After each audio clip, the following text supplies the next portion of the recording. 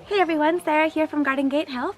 So we are now in week 3 of my 6 weeks of wellness health plan. Just a little follow along thing I put together for everyone.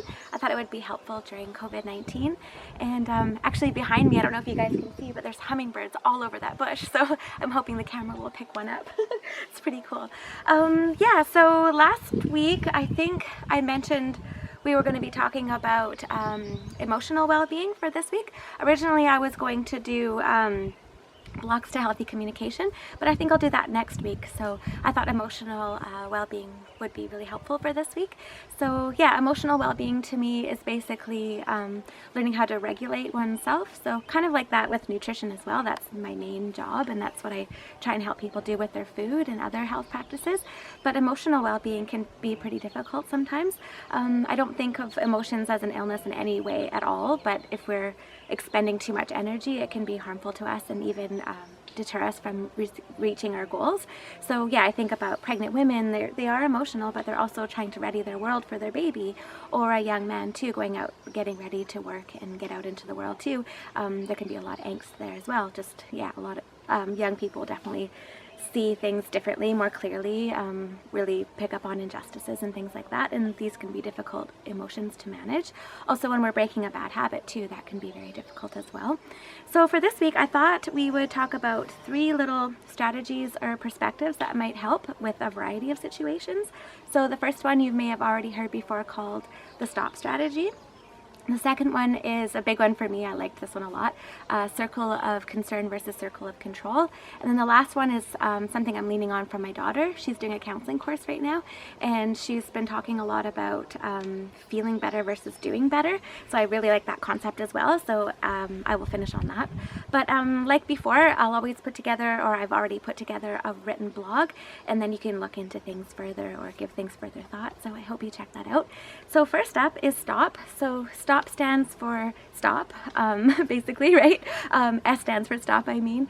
So don't act impulsively. Allow time for the other areas of your brain to come online, and yeah, really think things through, right? T stands for take a deep breath. Take several breaths. Every time I say that, it just kicks in, right? Always feels better. So do that. Allow some time for some deep breathing. So if a situation has arisen and you're not feeling well, so take a few deep breaths. And then O stands for observe. So just observe how you're feeling in your body, and kind of a mindful practice in that regard, or mindfulness practice. So yeah, just pay attention to your body. Just don't go any further than that. Just become aware of how you are feeling.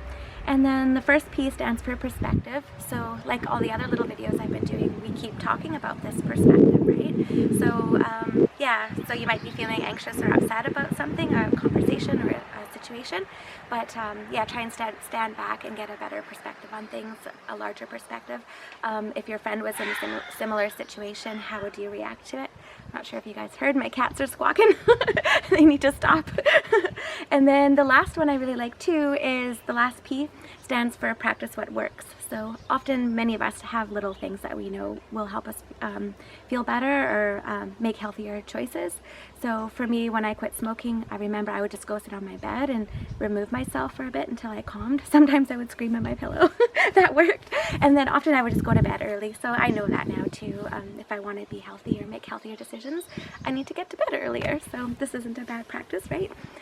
So yeah, so that's the STOPP strategy. And like I said, so the next one, circle of concern versus circle of control, this is a big one. So often we can spend or expel much too much energy worrying about things we can't control. So we can get quite emotional, we can become frustrated. So yeah, if you can kind of categorize these things in a helpful way, yeah, so I'll just outline it for you. Hopefully it's helpful. So circle of concern, that would be things like the news and the weather, even threats and war. So even COVID-19. A lot of us could be pretty worried right now, but the best advice is just to stay present and listen to guidelines, and yeah, just focus on the positives, right? So yeah, what other things are in the circle of concern? Celebrities and trends, things like that as well. So these things are outside of our control. So the things we can control, however, this is the proactive piece. Things like your attitude, your mindset, what you choose to do with your body, your time, your money, the things you like and dislike. So it's a much smaller list, but really if you just focus on that and just work towards your goal and never mind all the rest of it, you'll definitely spare yourself a lot of energy and reduce frustration and stress, and yeah, you'll get somewhere a lot quicker, I'm sure. Yeah. So I thought that was very helpful. Actually, I do see a lot of clients quite worried about politics and things like that. A lot of people are worried about the financial state of things right now as well because of COVID-19, and understandably so, but there's only so much we can do about things in life sometimes, right? So just focus on what you can do, right? Okay, so enough of that. So the last one, so like I said, my daughter has been working on this counseling course, and it was a really cool concept, and I thought it would be really appropriate here for emotional well-being as well. So let me see. So feeling better versus doing better. This is the concept. A lot of us, especially young people too, they focus on feeling better all the time and make choices and actions, you know, base their actions on trying to feel better. So that can get us into a lot of trouble sometimes. And of course, feeling better does have its place, but doing better is so much more proactive. So yeah, do something that's hard to achieve. There's no better feeling than achieving something difficult and really being proud of yourself. No one can do that for you, right? So yeah, feeling better could be using substances or medications. Yeah, just watching too much TV, people become distracted, right? So there's kind of, yeah, comfort zone, and growth can be uncomfortable.